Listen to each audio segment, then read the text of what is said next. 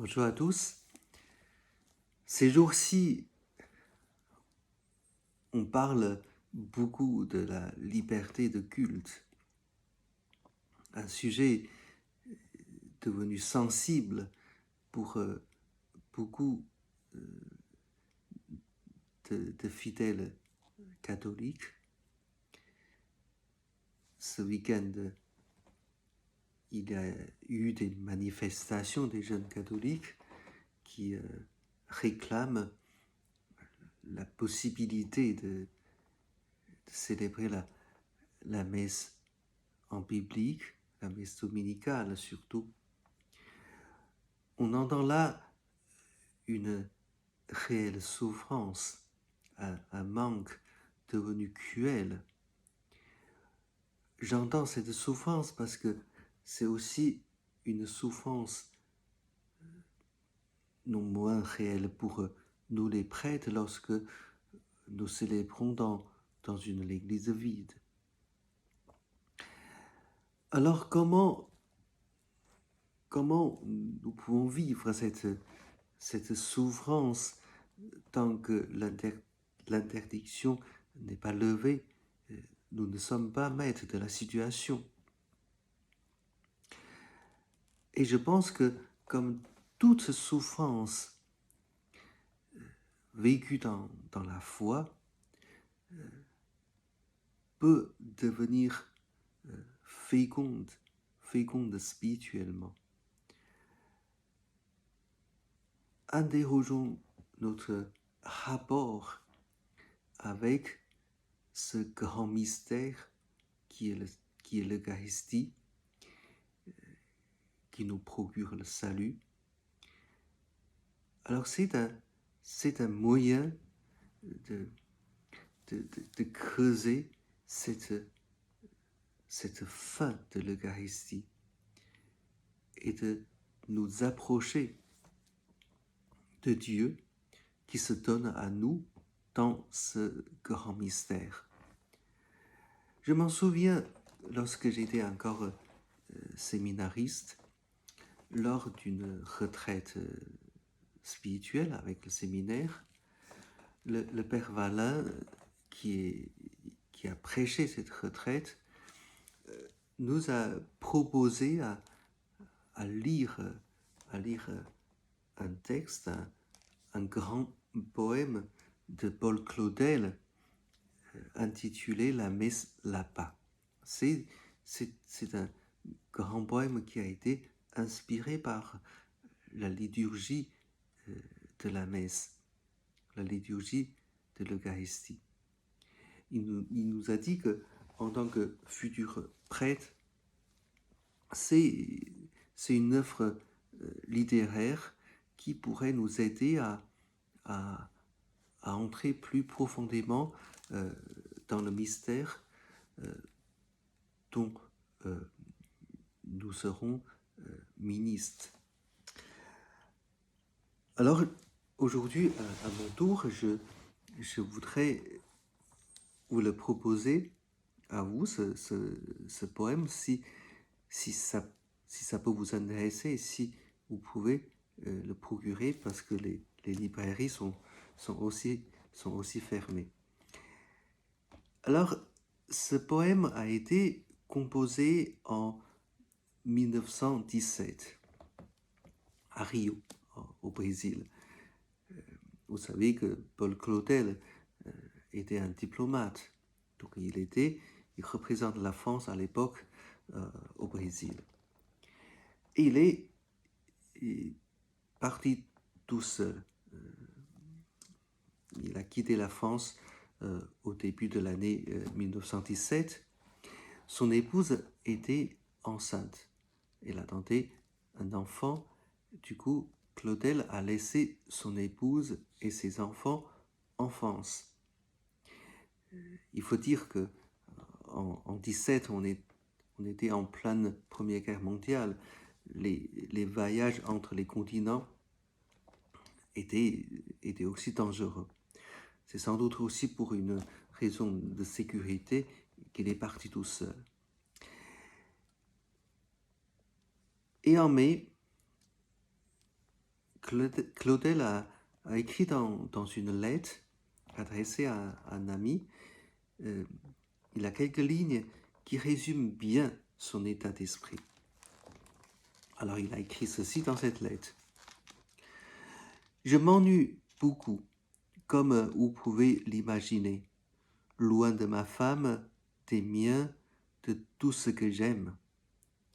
Mais je sens que cet ennui m'est salutaire. La vie mondaine de Rome et de Paris m'abrutissait. La seule chose nécessaire dans la vie est de n'être pas heureux. La seule chose nécessaire dans la vie est de n'être pas heureux. Donc, il n'a pas un état d'esprit très ensoleillé.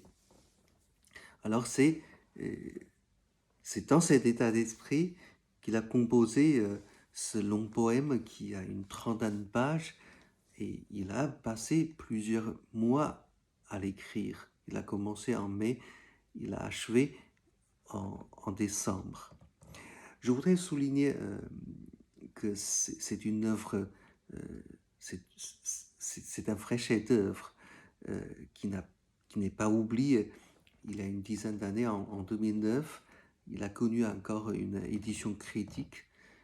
Et cette année, en 2020, juste avant le confinement, de septembre en octobre, il a été mis en scène par la Comédie Française. Vous voyez, c'est une œuvre qui nous parle encore aujourd'hui. Donc, je vous ai dit qu'il a été inspiré par la liturgie de la messe. Donc, chaque partie correspond à une partie de la liturgie eucharistique. La partie intitulée l'offertoire, qui correspond à l'offertoire, est elle-même divisée en trois parties. Dans le début, Claudel il parle de ses souvenirs des messes qu'il a vécues quand il était à Paris. C'est une partie assez intéressante que je voudrais vous partager.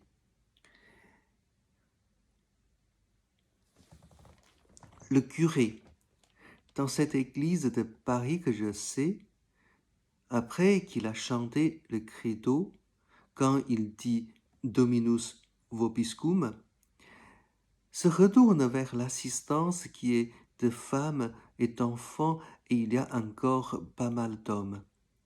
Tout cela, tout de même, qui est là pour dire la messe avec lui et qui est son petit troupeau. L'un fait semblant de lire dans un livre et l'autre est bien embarrassé de son chapeau. Ce n'est pas que ce soit intéressant et ce n'est pas positivement que l'on s'ennuie. Chacun sait simplement qu'on est là pour attendre que ce soit fini et regarde vaguement le prêtre à l'autel qui trafique on ne sait pas trop quoi. Le Seigneur est avec vous, mes frères. Mes frères, êtes-vous avec moi? Ce n'est pas seulement la patène, ce n'est pas seulement le calice avec le vin. C'est toi, mon petit peuple, tout entier, que je voudrais tenir et soulever entre mes mains ces mains indignes que je suis, dont il est dit qu'elles sont saintes et vénérables. Voici le plateau content. N'a-tu rien que ce sou misérable, cette pièce sans nom, sous la grâce à m'offrir, est le seul porte-monnaie qui s'ouvre. Rien de plus? N'y a-t-il personne ici qui souffre? Vraiment, quand je me retourne vers vous, ô ô mes frères et mes sœurs. Il n'y a pas d'affligés parmi vous, c'est vrai, il n'y a pas de péché et pas de douleur. Point de mère qui ait perdu son enfant, pas de failli sans que ce soit sa faute. Point de jeune fille que son fiancé a lâché parce que le frère a mangé sa dot. Point de malade que le médecin a jugé et qui sait qu'il n'y a plus d'espoir. Pourquoi donc frustrez votre Dieu de ce qui est son propre et son avare, vos larmes et votre foi, votre sang avec le sien dans le calice?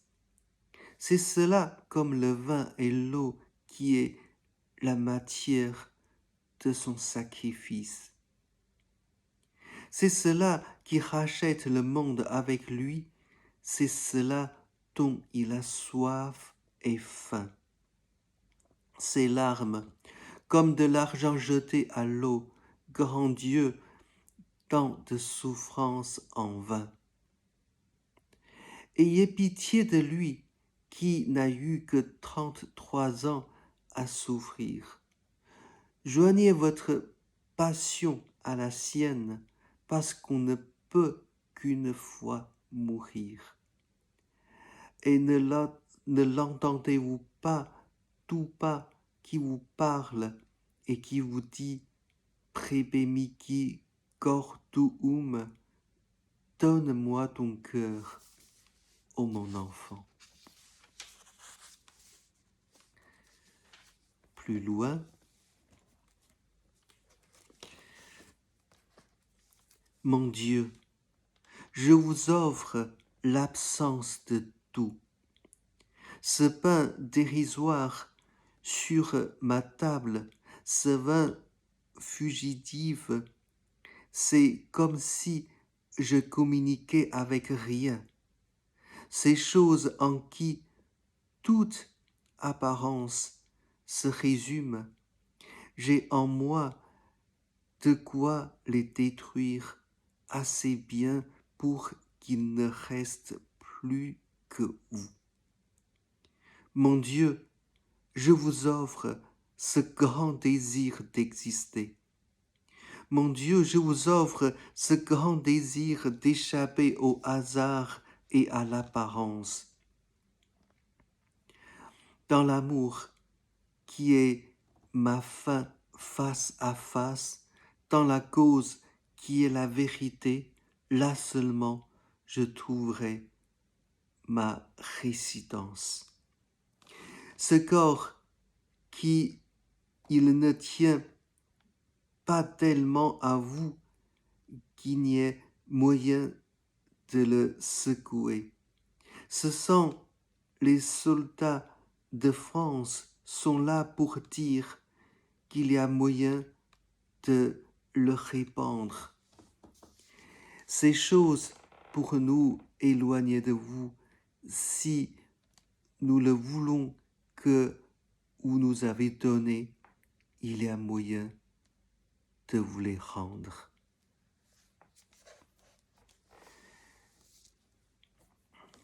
Je sais que ma vanne n'est pas capable de rendre la beauté à ces passages. C'est un très beau poème et je crois que vous avez aussi compris que ce que le poète veut nous montrer, c'est que les chrétiens, en vivant l'Eucharistie, ils offrent leur vie, leur existence même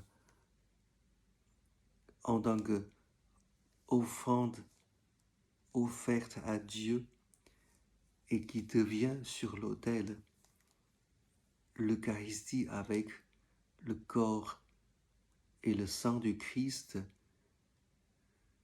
devient le sacrifice pour le salut éternel de tout genre humain.